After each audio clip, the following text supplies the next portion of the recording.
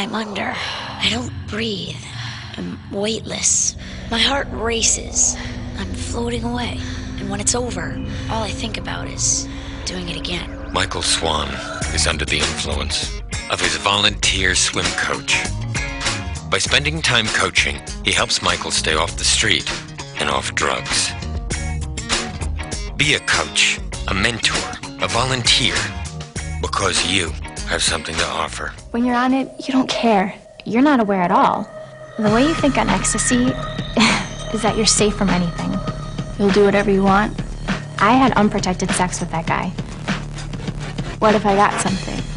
You don't think you can catch AIDS, gonorrhea, syphilis? I got tested. I got HIV tested. And it makes you think.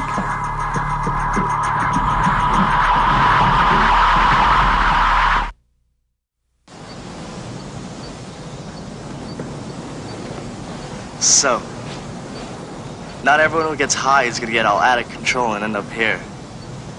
I get that. But do you think you can go like a day without weed or X or whatever? How about a whole weekend? Sure you're in control? Let's go.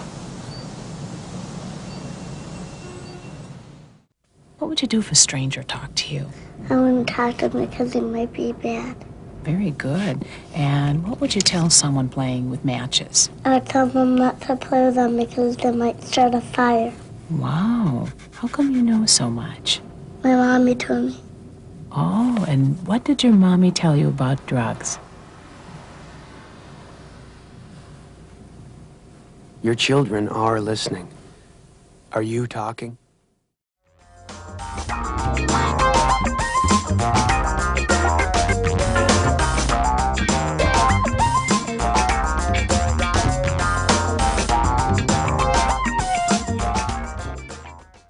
Hello and welcome to Choice. This is the show where we empower you to make a better choice so you can live a better life. I'm so glad that you joined us today.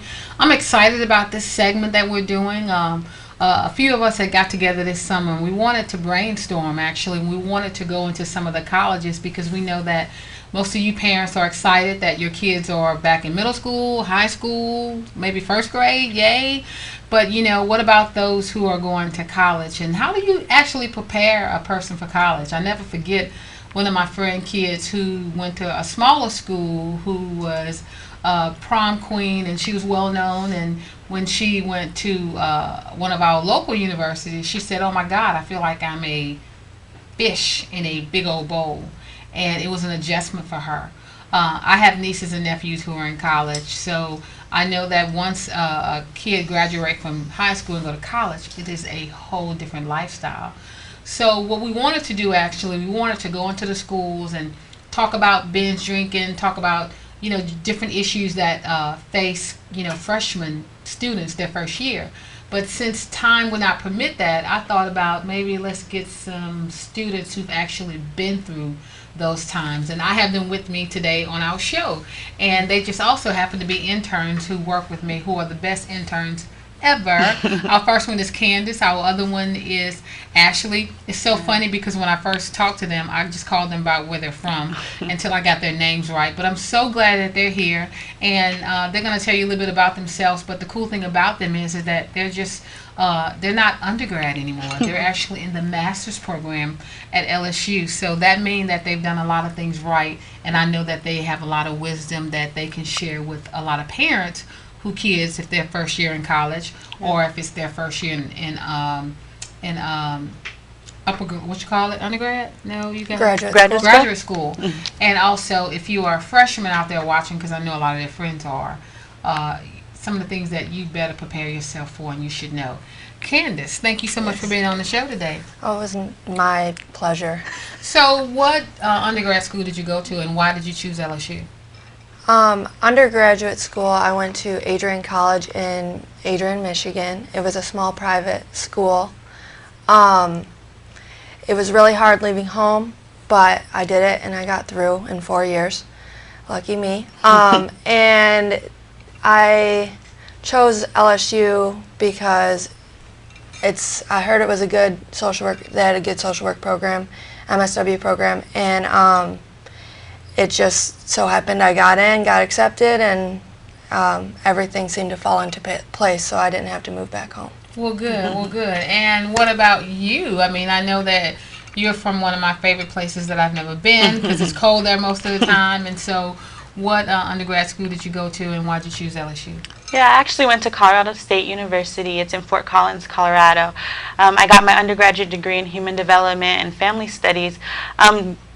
Fort Collins is about an hour and a half away from Denver, Colorado, where I was raised. So I kind of got that experience of being able to still get that away experience from home, but at the same time, if I needed to, I could still go home to get that support that I needed.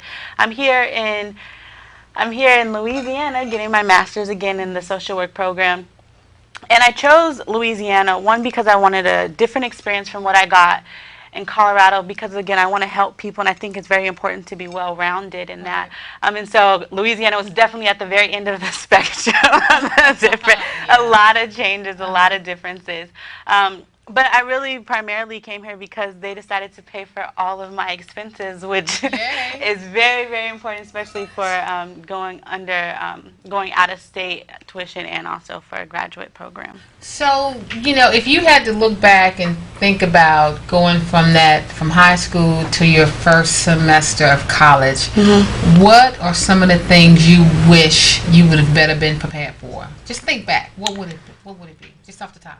Yeah, I would definitely say the workload and the balancing of the fact that you are getting a lot of freedom, and it's a lot different from you have someone, did you come to school, are you here, are you not, and now you go to college and all of that is on you, and it's a lot of responsibility. And I think that, coming from the high school that I came from, that I wasn't necessarily prepared to compete in the classroom with a lot of maybe, let's say, my white counterparts that were in the school. So I think definitely just being prepared academically. Right. And what about you, coming from the school that you went to and your freshman year, what are some of the things that you wish somebody would have prepared you, or what's some of the issues that kind of hit you in the face your first semester? I'd have to say making friends, because I was not very outgoing. I was very shy, so I'm glad I had a roommate at the time. And then organizations I was involved in, started getting involved in a lot, and that was just a great source of support, and it gave me, stuff to write on my resume, although, and it also I made friends through that way. So just coming out of my shell and coming out of my box instead of having my little group at home and just staying in that core group, that clique, and breaking out of that, being the only one going away to school, going an hour and 15 minutes away from home, not having my family there, the balance and time management of all that. Right. Well, let's talk about, we did some research. Like I said, we did some research over the summer, and it's funny that you mentioned that, because one of the things that a lot of the students had said is that loneliness was one of the biggest issues that they faced. And a lot of them, because of their loneliness, might have made bad choices when it came to friends because they just wanted to belong and got themselves in trouble, or they stayed to themselves and some of their behavior changed. Now I guess I want you guys to kind of talk to me from your own perspective, but then also from a master level social worker to be. What are some of the things that that you're seeing yourself that a lot of the freshmen classmen are facing, and how they're not dealing with it like they should? I would have to say people aren't finding the resources and finding the organizations and groups that are actually out there that they do have.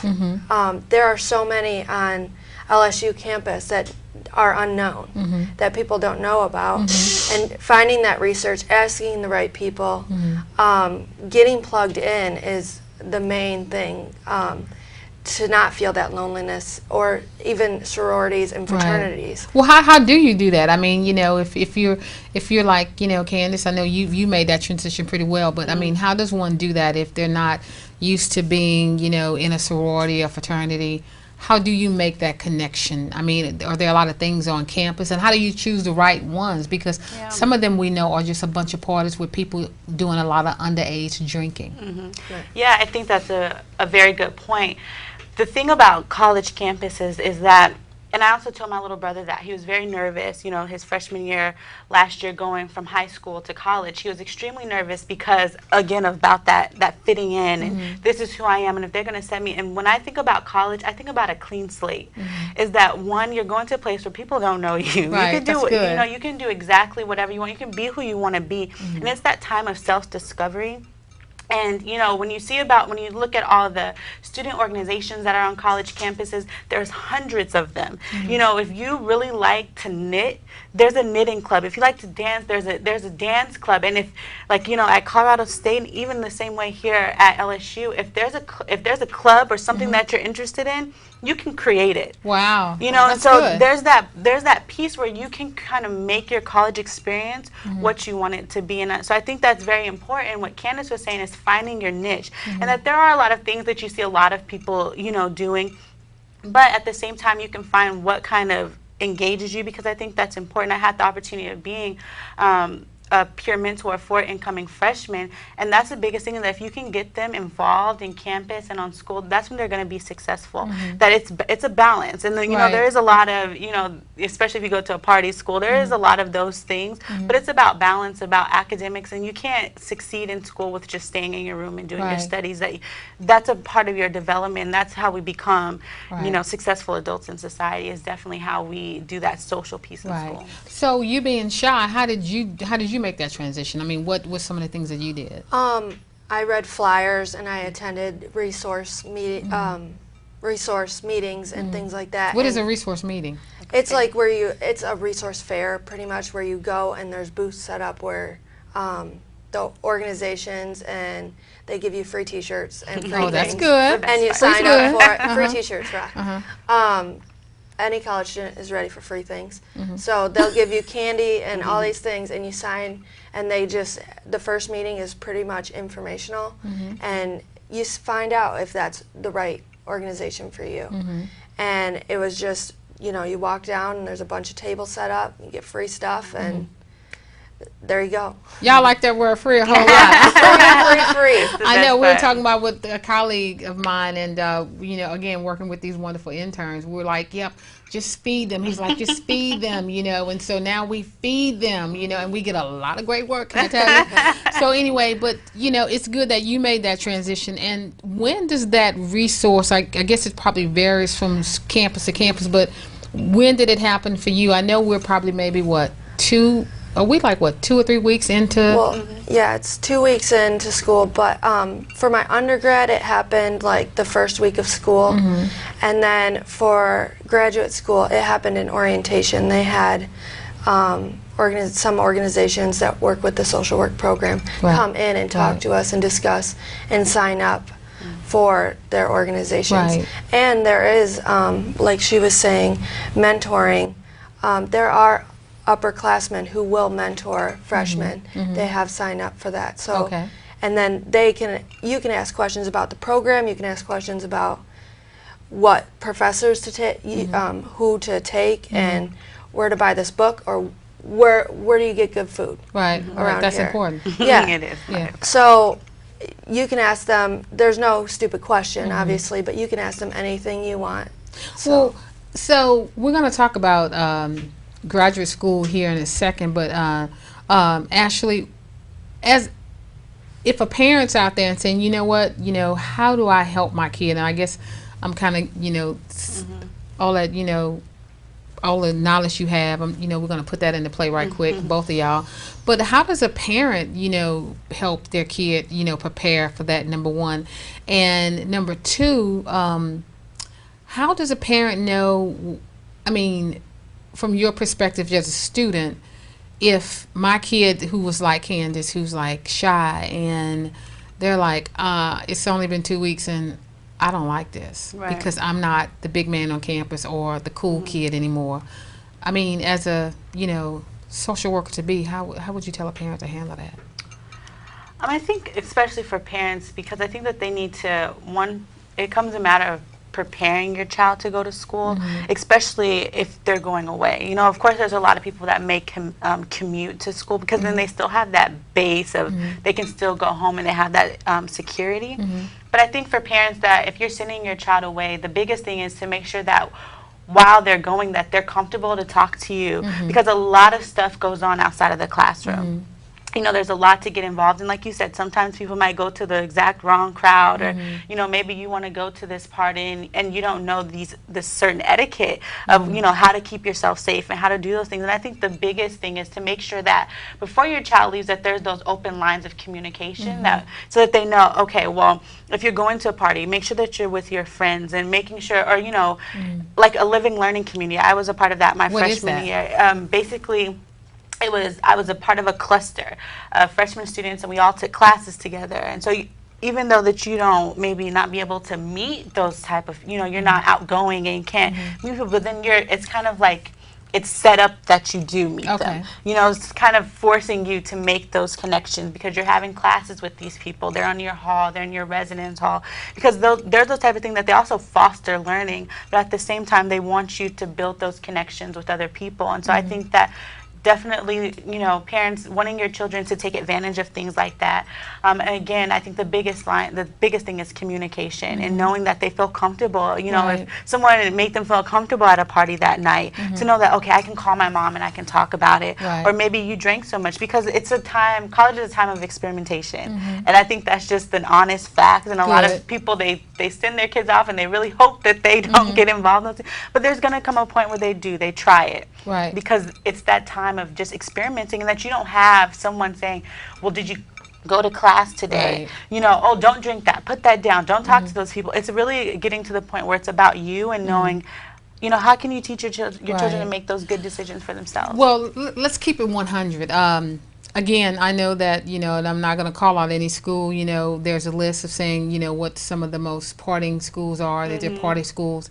Let's talk about, you know, binge drinking on college campuses. Let's talk about drugs on college campuses, because I think a lot of times parents think that, you know, that's just does not happen on college campuses.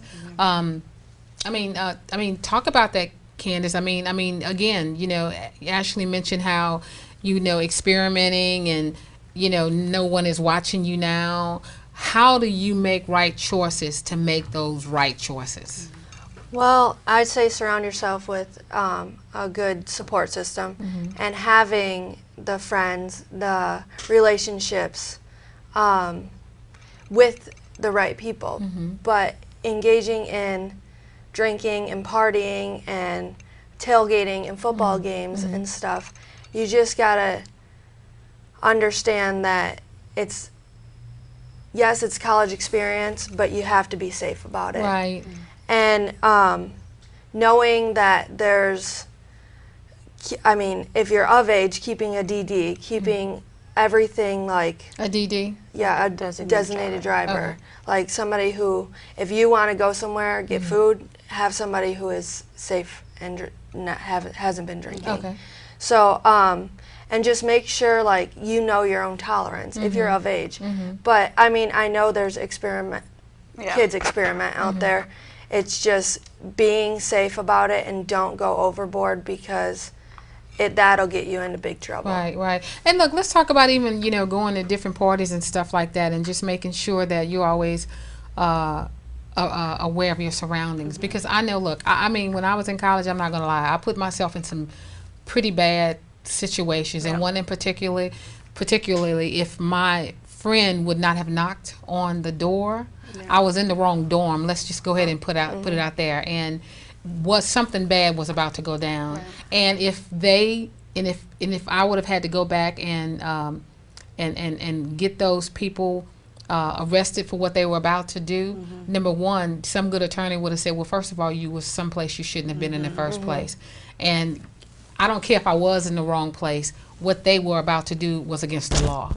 You know, talk about making those right choices. I would say, like, you know how you had a friend who knocked on the door. Have that buddy system. Go with friends. Don't just go alone. Oh, I'm going to go see this party. I'm going to go hang out at this party. But have a buddy system, go with a group, and make a signal, caw-caw, or something like that. Like, let's leave this party. Okay. We won't be going to the party together because I won't be caw-cawing at you. But like, signal them to, hey, let's leave if something gets uncomfortable, and always keep an eye out for one another. If you're going as a group, keep an eye out for your friend. Right. Make sure they're not. I know it's your own individual. You take your ownership of your own actions and responsibility for yourself.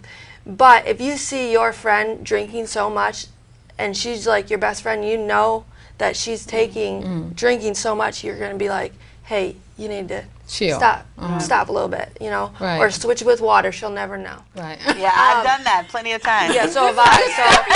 No, it's really true.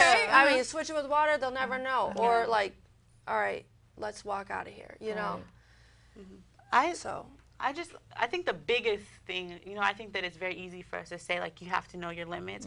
But the truth of the matter is that when you're in college, you don't know your limits. And I can say that for myself. Like, it took a long time. Like, you drink and you do this, especially when it's available and it's there, and you're going to parties and you're going to little, house kickbacks or whatever, and there's just liquor all over the What's place. What's a house kickback? Break it down. House kickback is it's not a full party. There's music, everybody's chilling, drinking, but it's not full, because then they don't want it to get shut down. Right. And so all what those constitutes things. Like 100 people or 50? I'm just asking. It's not the range of people. Yeah, a kickback is definitely about 20, 15 people. It's not, it's not a lot. But it's just chill. Yeah, but it's chill. That's the thing. Chill. Yeah. But on the DL, down low. Don't tell everybody. Yeah, I think that, and that's something too that parents, you don't want your child to, of course nobody wants, they're only 18, they're I don't want them to drink, but they're going to drink. And even though that they're not 21, they're going to find it. And I think telling them about limits and telling them, like, when you, because the biggest thing is that they don't know their limits, and trying to help them understand, even though you don't want your 18-year-old drinking, but they're going to find it. And then the drugs, they're going to find it. They're gonna, there's going to be somebody that's going to try to, especially when you're drunk, and then someone's like, hey, try this. That's going to happen.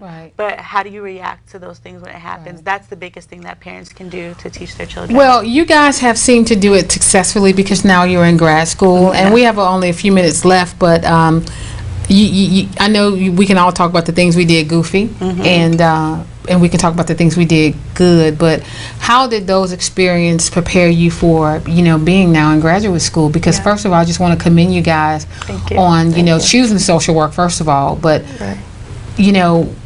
again, if you had to go back and you had to look in that camera and you had to tell a parent and a kid, here's what you need to do to prepare you so you can get to where you guys are. Take a minute, and I'd like each of you to do that. I would say you have to stay in communication with your kids. Don't lose contact. You mean like Skype? Yes, Skype, phone calls, FaceTime, anything like that. Even if it's on Facebook, write them a little note saying, hey, I'm still here for you, I love you, kind of thing. Just be their support, be their rock, but then don't be a helicopter mom or a helicopter parent, because it's going to make them do it. It's going to make them do the opposite and rebel against you. So just be their support, be there for them, and just encourage them. Empower them. Yeah. To parents, I would say definitely encourage your students to explore their identity and explore that, because really when they're going to college, all that is confusing about who they really are. So encourage them and support that. And when they do call and say, Mom, I got, something bad happened, don't, flash, and, definitely support them. And then to students, I just have to say that definitely stay true to yourself and stay true to the mission that you have for your life, because, from the moment I stepped foot on that college campus, I knew I wasn't going to pay for it. And I knew that I was going to grad school and I wasn't going to pay for it. And so even though you have those experiences, but just stay true to yourself and stay true to what you're doing, and you'll definitely be successful, and you'll end up, where we are, or even better than that. And don't be afraid to, if you're starting out in some field and you don't feel like you have that passion or purpose to be there, don't be afraid to switch, because I switched out of mine and I found my niche, and it's social work, and that's what I want to be doing. So I just say go for it and just experience. Well, look, I don't know about you, but I feel good about being around them because, we hear so many negative things about, young people in our country, in our community that are making bad choices. And it's so refreshing because there are a lot of people who are making a lot of good choices. And these two girls are definitely doing it. And again, it's such a joy working with them. I know the future for our country look bright. I hope they stay here in Louisiana, but if they don't, they'll go back to Detroit, Colorado. And they're going to make your state proud if you're watching. But if not, we'd love to have you guys here to help us, help some of the ills in our community. But again, you're going to be seeing them again. You're going to be seeing them behind the scenes a lot. You're going to be seeing them on camera. We're going to be talking about some more issues that will affect you, your kids, and community. So we're always glad that you took the time out to join us on Choices. I promise you, I will always make the show interesting. We're goofy, you know that, but I promise you, you will enjoy it. So we thank you for watching. Please come back next week and see us again. Until then, make right choices. God bless.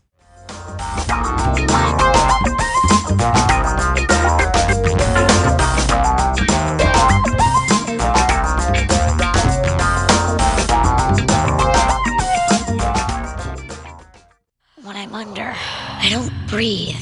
I'm weightless. My heart races. I'm floating away.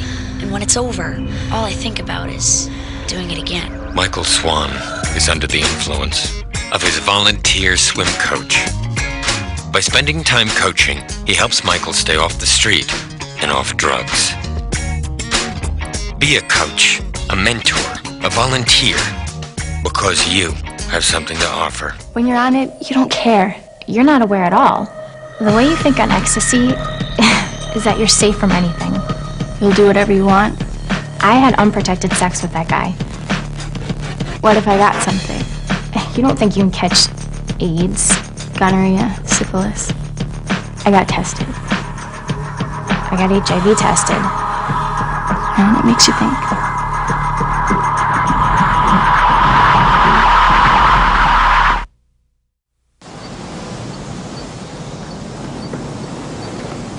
So, not everyone who gets high is gonna get all out of control and end up here.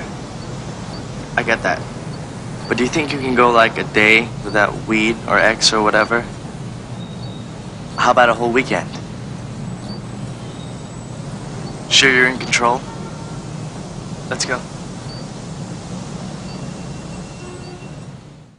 What would you do if a stranger talked to you? I wouldn't talk to them because it might be bad. Very good. And what would you tell someone playing with matches? I would tell them not to play with them because they might start a fire. Wow. How come you know so much? My mommy told me. Oh, and what did your mommy tell you about drugs? Your children are listening. Are you talking?